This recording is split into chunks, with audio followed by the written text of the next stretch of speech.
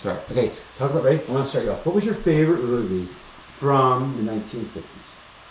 Or 60s, either one. Okay, actually, the 50s is my favorite Then decade go. Tell me for your movies. top movie, and discuss it, and why someone should see it. Well, my favorite is Paths of Glory. And now, without giving it all away, Uh-huh. convince someone why, like 5 or 6 minutes, why they should see it, and why it's great, who made it, a little bit about It was Stanley it. Kubrick. Cool. I think it was only his second or third movie. And when you're done, remember, after 8 minutes, and, all you do is hit that bar, and then don't touch it now, but that's all you do. Okay. Cool, so continue. And it took place in World War What One. year was it, man? Or 1957. Okay, go on. And it took place in France during World War One. Even though Kirk Douglas is in it, not one of my favorite actors, but it is my favorite movie. And he overdoes it once again, I think, in that part. But anyway, it is the definitive, I think, anti-war movie. It's never been argued so well. It's just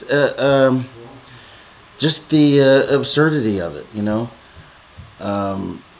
I'm not one of these people. I know it's an unpopular thing to say, but I'm not one of these people who makes a distinction between good wars and bad wars. I know some wars are necessary. They certainly seem necessary, but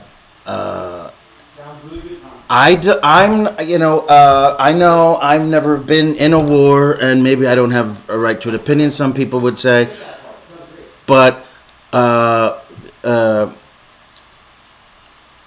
you know what? I'm getting interrupted here, and it's kind of distracting. But anyway, in spite of that, I don't think that diminishes my. It doesn't, Tom. Move the next thing. It's fine. Don't worry about that qualification. Go. Okay, all right. Anyway, well, so then why am I doing this? I'm talking about the film. Okay, this is about the film too. But okay. About you not being in a war. Just like. All right. I just wanted to, say that. Yeah, Paths of Glory. It concerns 3 randomly chosen representatives of each. Well, now I'm not sure about the terminology here. Squad, regiment, I don't know. But one representative randomly chosen from each one to represent the entire force who are being accused of cowardice for not taking what they call the anthill in the movie.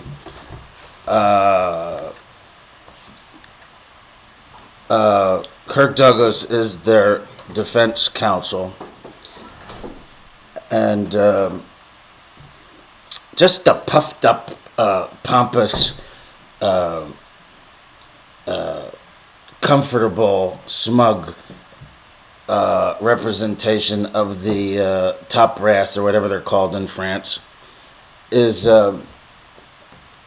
it's just never been done so effectively, embodied by Adolphe Menjou and George Macready. And just the casual disregard for human life, which of course is a big part of war on occasion, but to the point where they will even deliberately sacrifice their own men, in effect really murder them, even though it was only 3 representatives of an entire regiment which is accused of cowardice. No one could have taken that hill. It was just impossible, and when you see the movie, you can see that it's absolutely inarguable that they couldn't have taken it.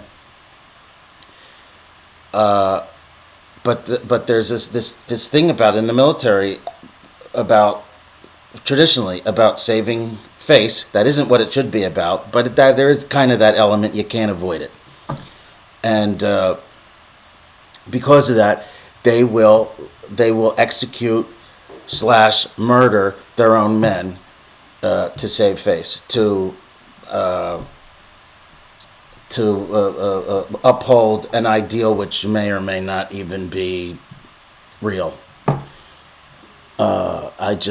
I just love that fucking movie. It's a roller coaster of emotion. It is gripping from the very first moment to the very end. The final scene is just, you have to see it. It's I'm not even going to describe it because I don't want to ruin it for anyone who's never seen the movie, but it's so beautiful. After going through all this harrowing stuff, it ends on this beautiful note. You just have to see that fucking movie. And uh, I was asked to say, what's my favorite movie from the 50s, and that's it. But the 50s happened to be the most fascinating period, for me at least, in cinema history. There's more of my favorite movies, I think, come from that decade than from any other. On the Waterfront and East of Eden and A Face in the Crowd. My God, the Hitchcock movies. Strangers on a Train and Rear Window. Jeez, it could just go on and on. Picnic. That's another great movie from that era. Uh, just go on and on and on.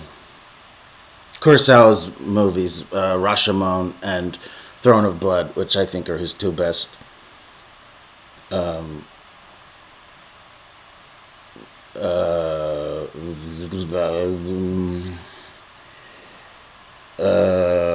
Mon Oncle, Mon Oncle by Jacques Tati, which may very well be, well, I don't want to say it's the funniest movie ever made because I still think Duck Soup is, but it's second. It's just hilarity personified from start to finish. Um, you got great musicals like Seven Brides for Seven Brothers and Gigi and Singing in the Rain. Although I don't think quite as highly of Singing in the Rain as everybody else, but it's still an energetic, fun ride for 2 hours. Uh, Kissing Me Kate and The Bandwagon. Fred Astaire, my God, there's never been anybody like Fred Astaire, never will be. And The Defiant One's a great drama. Um, City Party and Tony Curtis is great drama by Stanley Kramer. And you got the great westerns like High Noon and Shane. Um, and The Naked Spur. Oh God, I love that movie. James Stewart was in a lot of good westerns in the 50s. The best of them of all was The Naked Spur with Robert Ryan and Janet Leigh. Super movie. Directed by Anthony Mann, who directed most of the westerns James Stewart was in.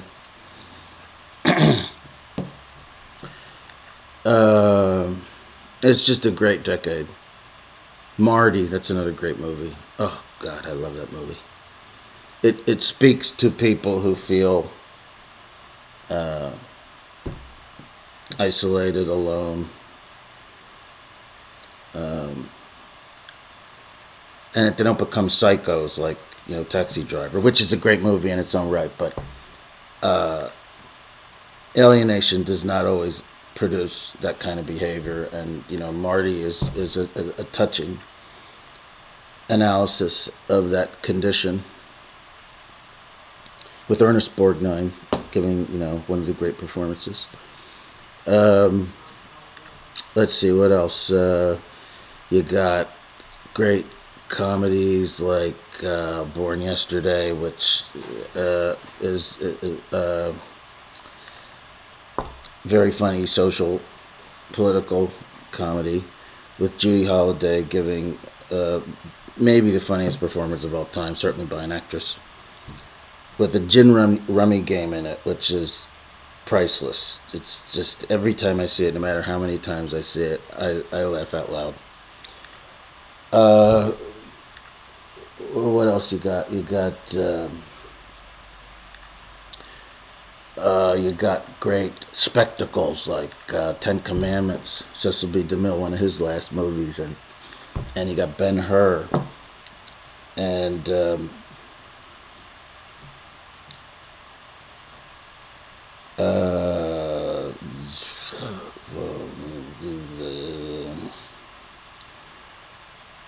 well, you got at the beginning of like the British. There was a British comedy renaissance with movies like well, it actually started in the late '40s, but it continued in the '50s with movies like The Man in the White Suit and The Lady Killers, and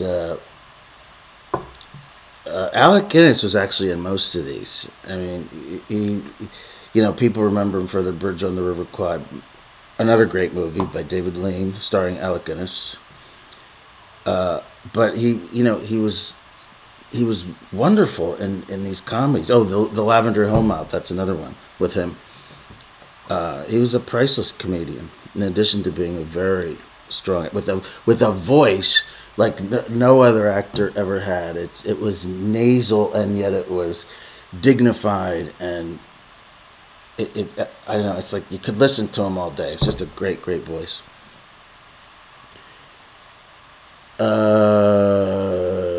I'm probably leaving out 100 that I love. Um, but you know, what are you gonna do? That's about it for now. And excuse me for wiping my eyes so much. I have an eye condition like chronic dry eye, and my eyes overproduce tears as a result to compensate. But that's what that's about. I just thought I'd throw that in there. And I just want people to become more familiar with this great old stuff. So you know what? That's it. That's all I'm gonna say for now. So okay, I guess I'll see you later.